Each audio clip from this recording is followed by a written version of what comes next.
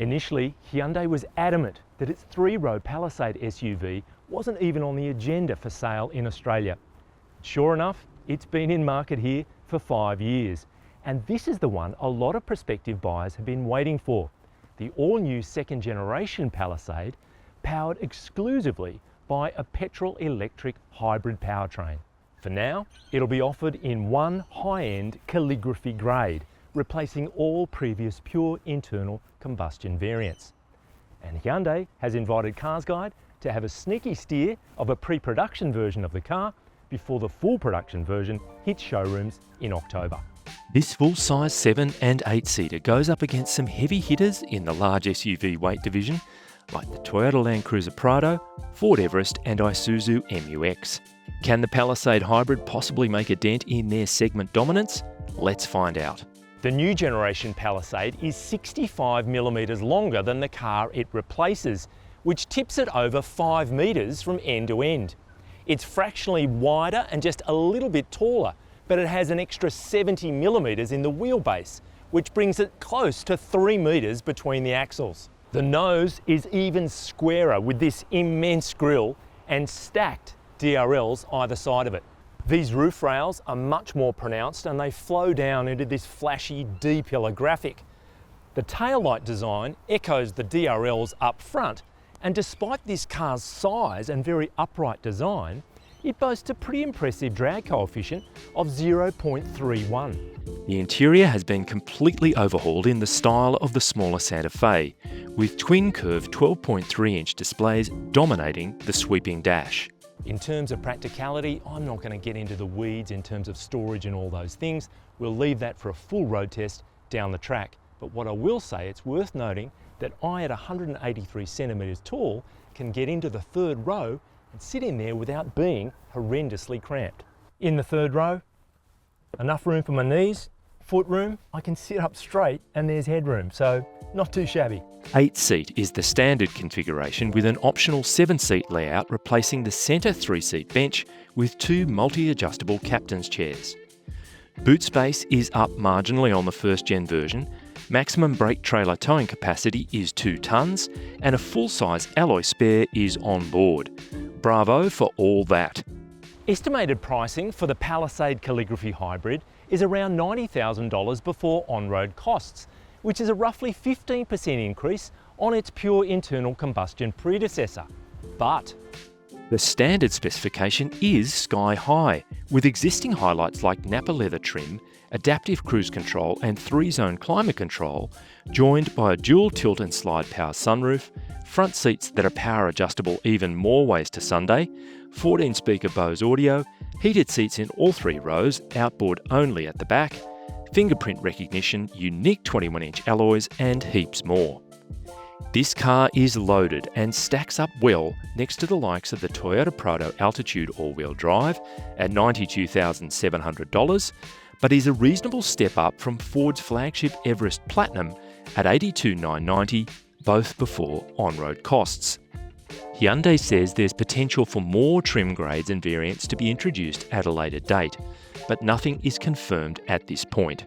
the engine is a 2.5-litre turbo petrol 4-cylinder, producing close to 200 kilowatts and a little over 350 newton metres. Then the motors tip in 70 kilowatts and 260 newton metres for healthy overall outputs. Dubbed TMED2, the Palisade's dual motor hybrid system automatically switches between pure electric, pure combustion and combined power modes as required to extend driving range and maximise fuel efficiency. It's a transmission-mounted setup with one motor primarily dedicated to starting and generator duties and the other sending drive directly to the wheels, as well as providing regenerative braking to slow the car and charge the compact 1.65 kilowatt-hour lithium-ion battery.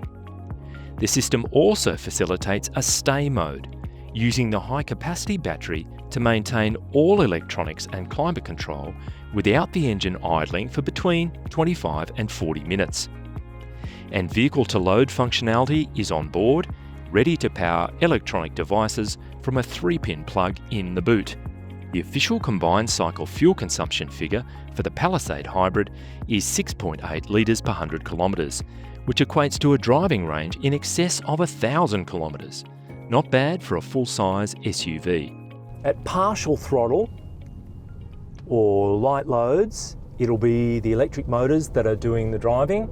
Squeeze harder and the petrol engine will kick in and you have both working for you. And the first thing I've got to say is you can hear the petrol engine. It's not a silent sewing machine humming away under the bonnet. It makes its presence felt when you are accelerating. The 6-speed auto transmission is smooth, no doubt about it, but changes are fairly leisurely. There are steering wheel paddles on this calligraphy grade, so you can change ratios yourself, but it's a leisurely process rather than the urgency of a dual clutch transmission where it's firing between ratios really rapidly. This one does it's more relaxed. Peak torque is available from around 1800 RPM to 4500, so from the petrol engine's point of view, there's always plenty of urge available, and the electric motor will kick in low down as well. So when you want extra acceleration, the combination of the two gets things going nicely. There's no lack of performance. The suspension was tuned locally in that a team from Hyundai Motor Company in Korea came out to Australia, worked with the local tuning team. They looked at the springs, the anti-roll bars, the bushings in the suspension. They ended up coming up with a specific tune for the dampers. They're not active or adaptive dampers, they're passive dampers, but the tune was specifically for Australian conditions, and ride comfort is good. And also this is a large car that sits quite high on the road, and when you are cornering, it remains nice and stable. It doesn't feel at all wallowy. The body control is under control.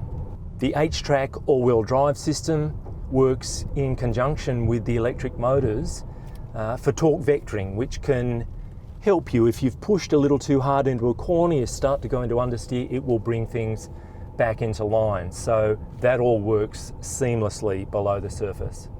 In terms of steering, the car is quite accurate. For a large car, it remains nice and balanced and planted in cornering. Must be said that it is not the last word in terms of road feel. Standard rubber on the pre-production car's 21-inch alloy rims is Pirelli Scorpion MS, which is a road-focused high-performance SUV tyre. Measuring 265/45, they're quiet yet grippy. Physical braking is strong, nice and progressive, and with this being a hybrid, there's also regenerative braking, and the system is smart enough to monitor traffic conditions and the environment around to manage the regen braking to get the maximum effect and harvest energy as effectively as possible. Hyundai Australia is targeting a maximum 5-star ANCAP score, courtesy of local testing. As the Palisade isn't sold in Europe, ANCAP's sister organisation, Euro NCAP, hasn't assessed it, so there's no opportunity for a shared result. The SmartSense Active Safety Suite includes AEB, blind spot collision avoidance, a 360-degree surround view, and a full complement of alerts, monitors, and assist functions. And if all that doesn't keep you out of trouble, there are 8 airbags on board.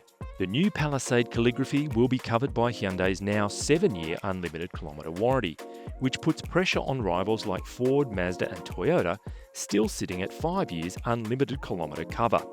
Service interval and costs are yet to be confirmed. There's no doubt hybrid is currently the powertrain sweet spot for the majority of Aussie new car family buyers.